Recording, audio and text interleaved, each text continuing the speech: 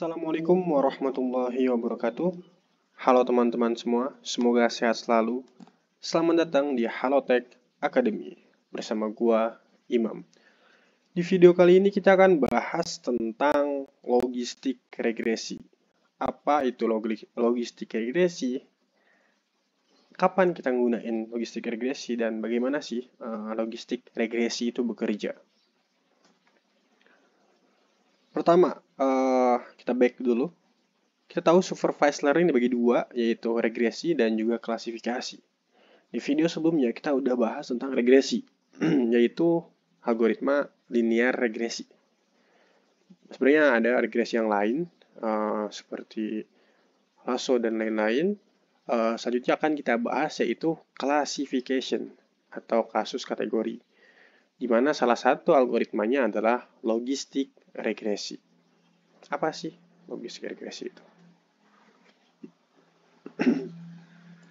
Logistik regresi adalah suatu algoritma klasifikasi untuk mencari hubungan nih antara input dengan probabilitas hasil output, di mana inputnya bisa aja itu discrete atau continue, nanti dengan output itu probabilitas atau probabilistik atau kemungkinan, dan nanti kemungkinan itu akan kita convert menjadi discrete. Oke, nilai 0 atau 1 misalkan. Oke, contoh pada kasus untuk menentukan jenis kelamin. Kita akan mencoba memprediksi jenis kelamin berdasarkan tinggi badan. Dan jenis kelamin ini kategorikan antara laki-laki atau perempuan. Nah, bisa juga pakai kasus yang lain, yes or not, atau misalkan meninggal atau hidup, atau misalkan baik atau buruk, atau misalkan tipe A, suatu tipe B, tipe C, itu semua merupakan kategorik. Nah, pada kasus ini kita akan coba nih memprediksi tinggi badan seseorang. Misalkan tinggi badannya 170, itu apa sih jenis kelaminnya gitu. Kalau misalkan tinggi badannya 160, kira-kira apa sih jenis kelaminnya gitu. Next, ini merupakan datanya. Ini data tinggi badan 170, 155, 175, dan 160. 170 itu laki-laki contohnya, atau misalkan 160 itu perempuan. Dan kita bentuk dalam sebuah visualisasi seperti ini. Ini untuk nilai 0 untuk perempuan dan 1 untuk laki-laki. Ini 1, ini 0. Ini variabel ini merupakan variabel X ini merupakan tinggi badan dan Y-nya adalah jenis kelamin. Nah, sebenarnya ini merupakan inti dari logistik regresi. Logistik regresi intinya adalah sigmoid function. Jadi, yang membedakan antara logistik regresi dan linear regresi adalah sigmoid function.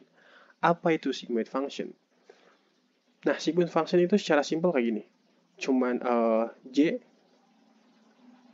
fungsi G terhadap Z, sama dengan 1 per 1 ditambah E pangkat min Z, di mana nilai outputnya fungsi G ini akan bernilai antara 0 dengan 1. Jadi nilainya akan antara 0 atau 1 doang. Dia nggak bakal mungkin 0 atau kurang dari 0, atau nggak mungkin 1 atau lebih dari 1. Nah, terus Z-nya itu apa sih? Z-nya itu merupakan persamaan linear. Contoh persamaan linear ya ini, WX ditambah B. Atau misalkan persamaan linear lainnya. Nah, ketika itu, inilah. Jadi sebenarnya ini berawal dari linear regresi dibungkus menggunakan sigmoid function dan jadilah sebuah fungsi logistik regresi. Intinya ya pada dasarnya ini tetap linear regresi, cuman kita bungkus menggunakan sigmoid function. Kalau dilihat dari grafik, ini merupakan grafik outputnya.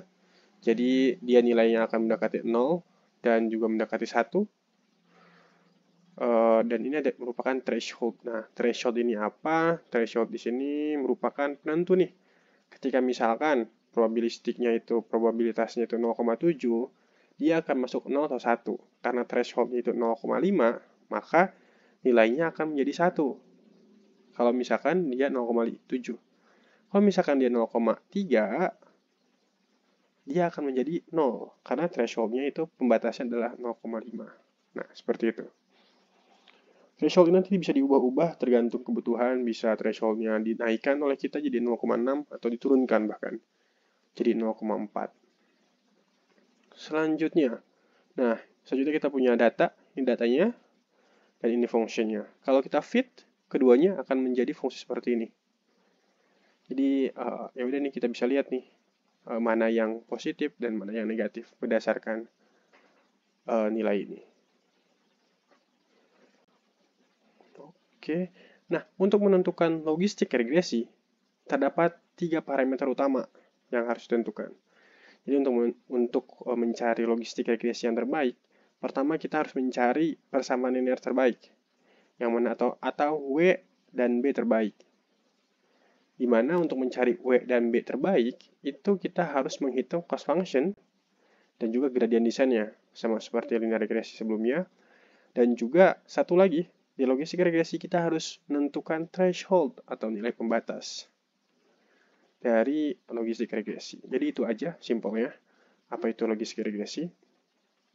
Oke, thank you for watching and see you next video. Terima kasih telah menonton Halotek Academy. Jangan lupa like, comment, subscribe, dan share video ini. Cek juga tutorial menarik lainnya ya.